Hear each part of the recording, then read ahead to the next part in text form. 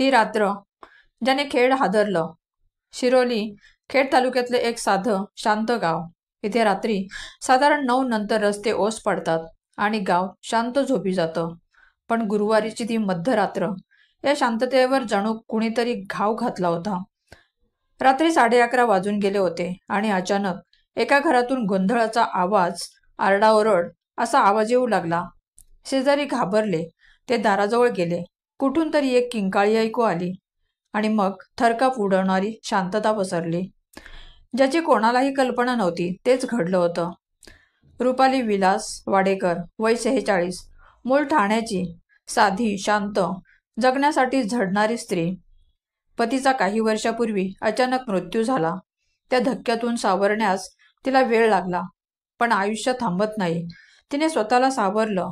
नातेवाईकांच्या घरी राहू लागली. पण एकटेपणाने तिचा पिच्छा कधीच सोडला नाही. अशातच तिची भेट झाली ललित दीपक खोलम, वय 37, शिरोलीमध्ये राहणारा. ललित आणि रुपालीची ओळख ठाण्यातच झाली. हळूहळू बोलणं, भेटीगाठी आणि मग जवळीक वाढत गेली. दोघांमध्ये वयाचा फरक होता. ती मोठी आणि तो लहान होता. पण रुपालीला सगळ्यात जास्त आकर्षण वाटलं ते सोबतीचं. ललित नम्र, बोलका आणि रुपालीकडे लक्ष देणारा होता. जगाच्या नजरेने हे नातं अनैतिक असू शकतं, पण रुपालीसाठी ते शेवटच्या आशेचा किरण बनलं होतं. काही काळानंतर रुपाली शिरोलीला आली.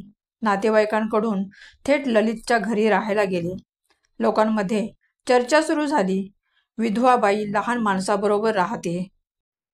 पण रुपालीसाठी समाजापेक्षा महत्त्वाचं होतं स्वतःचं मानसिक, शारीरिक समाधान. ललितच्या घरी राहायला गेल्यानंतर सुरुवातीचे दिवस सुखाचे होते. एकमेकांवर विसंबून जगणं, एकाच घरात जेवण आणि संध्याकाळी शांत गप्पा मारणं. पण जसा वेळ जात होता तसतसे नात्यामध्ये अंतर वाढू लागले. सुरुवातीला हवीहवीशी वाटणारी व्यक्ती नकोशी झाली. नात्यात तडे दिसू लागले. असं म्हणतात, प्रेम जितकं खोल तितकंच अपेक्षा मोठी, आणि जिथे अपेक्षा वाढतात तिथे भांडण, तणाव आणि संशय जन्म घेतात. दोघांमध्ये लहान सहान गोष्टींवरून वाद व्हायला लागला. फोनवरून, पैशांवरून, बाहेर जाण्यावरून.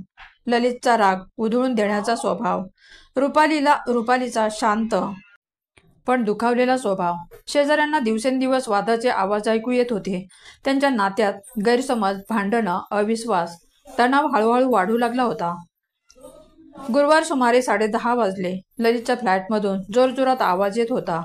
काहीतरी मोठं भांडण सुरू होतं. शेजाऱ्यांनी सांगितलं. दोघांचे आवाज खूप मोठे होते.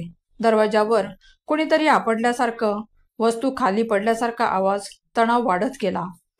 ललितचा कडवट आवाज, ललिताचे आक्रोशयुक्त शब्द आणि मग काहीतरी तुटण्याचा आवाज. लोक घाबरले. शेजाऱ्यांनी दार ठोठावले, पण आतून कुणीच उत्तर दिलं नाही. काही मिनिटांनी पूर्ण शांतता.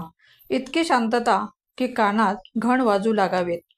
रात्री साधारण 11:20चा वेळ. एक शेजारी दार उघडून पाहतात.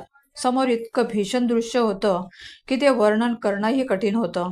घर अस्ताव्यस्त, वस्तू इकडे तिकडे फेकलेल्या, खुर्च्या उलटलेल्या, जमिनीवर रक्ताचे थारोळे आणि त्याच्या मध्यभागी रुपाली वाडेकर बेशुद्ध मृत अवस्थेत पडलेली होती. आणि तिचं संपूर्ण शरीर रक्ताने माखलेलं होतं. तिचा गळा धारदार शस्त्राने चिरलेला, अंगभर वारांचे निशाण, डोळे अर्धवट उघडे, जणू तिचं शेवटचं वाक्य अधांतरीतच राहिलं असेल. एका क्षणात संपूर्ण शिरोली जागी झाली. या सर्वात मोठं धक्कादायक काय, ललित कुठेच सापडत नव्हता. घरात नाही, बाहेर नाही.